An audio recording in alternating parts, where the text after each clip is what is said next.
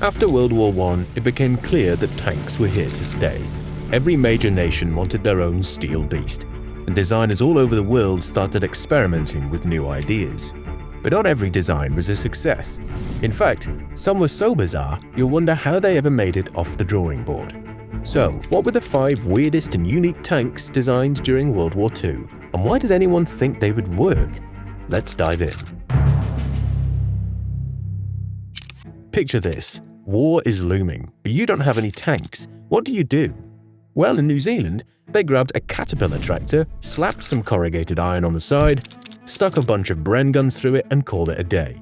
The result?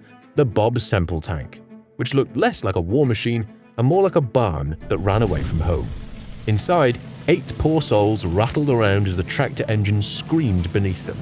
It was tall, unstable, and about as armored as a garden shed. Officially, it was supposed to defend New Zealand against a Japanese invasion. In practice, it never fought a single battle, but it did win eternal fame as the ultimate meme tank. And yes, you can even build it as a Lego set. The T-28. By 1945, the Americans thought, why stop at medium and heavy tanks when you can just build a super heavy? Enter the T-28, a 95-ton monster designed to smash through Germany's Siegfried Line. Instead of 2 tracks, it had 4 massive doubled-up tracks that could be removed for transport. Its armor was ridiculously thick, up to 12 inches in places, making it nearly invulnerable to most German weapons. Armed with a 105mm gun, it was less a tank and more a mobile fortress. But there was one little problem. The war ended before it could be deployed.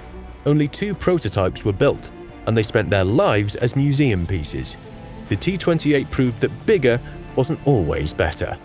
Hitler loved big weapons, and the Ratte was his biggest idea yet. Conceived in 1942 by Krupp, it was meant to be a 1,000-ton Landkreuzer.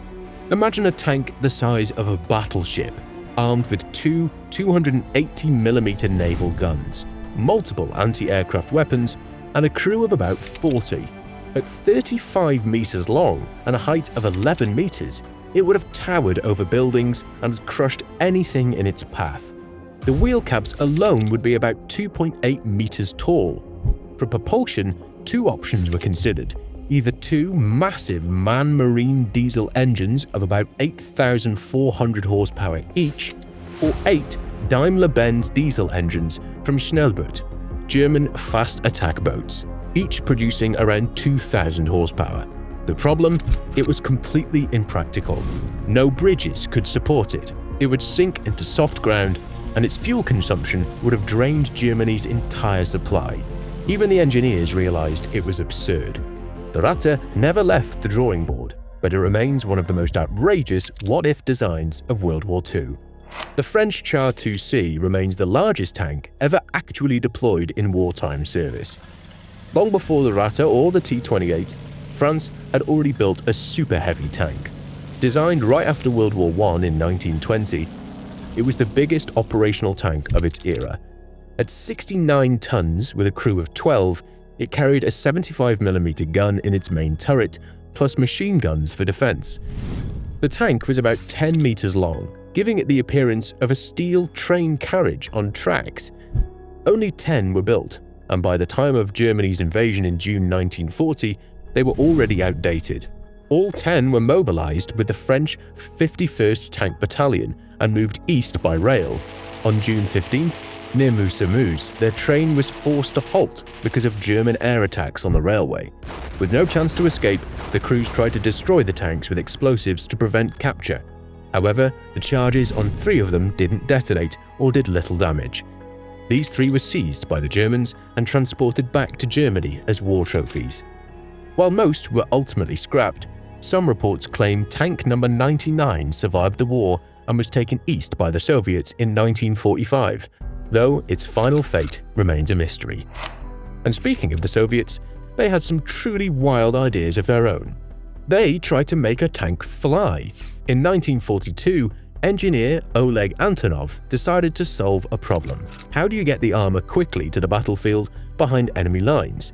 His answer was simple: just give the tank wings. The design was called the Antonov A-40. It started with a light T-60 tank, stripped down to save weight. Then massive wooden biplane wings and a twin-tail assembly were bolted to the sides and back. The plan was for a heavy bomber to tow the flying tank into the sky, cut it loose near the battlefield, and let it glide down, ready to fight the moment it landed. Once on the ground, the detachable wings and tail could be quickly removed, leaving a fully armed and mobile T-60 tank for immediate combat. On paper, it was genius. In reality, not so much. The only test flight in September 1942 nearly killed everyone involved. A TB-3 bomber tried to tow the winged tank, but the drag was so enormous that the plane could barely get airborne. The crew was forced to cut the tank loose early, and it crash-landed in a field. Amazingly, the T-60 survived, drove back to base, and proved that the concept kind of worked. But the truth was clear. The A-40 was way too heavy, and the Soviet bombers simply weren't powerful enough to carry it into combat. The project was abandoned after that single test. Still, the flying tank remains one of the wildest and most ambitious ideas of World War II. Proof that desperate times really do inspire desperate designs. Finally, the British brought us one of the strangest contraptions of all, the praying mantis. Built in 1943, it was a tiny tankette based on the Carden-Lloyd carrier. Instead of sitting upright, the crew of two lay flat inside the hull, staring forward like soldiers in a coffin. The entire upper body of the vehicle could hinge upward, allowing its two Bren machine guns to poke over a hedge or wall, just like an insect raising its head. On paper, it sounded clever. In practice, it was awful. Cramped, hard to aim, with almost no visibility.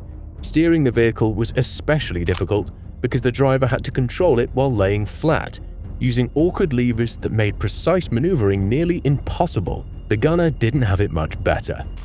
Aiming the twin Bren guns was clumsy, as they were fixed in the tilting upper structure, meaning you had to move the entire vehicle to adjust your aim.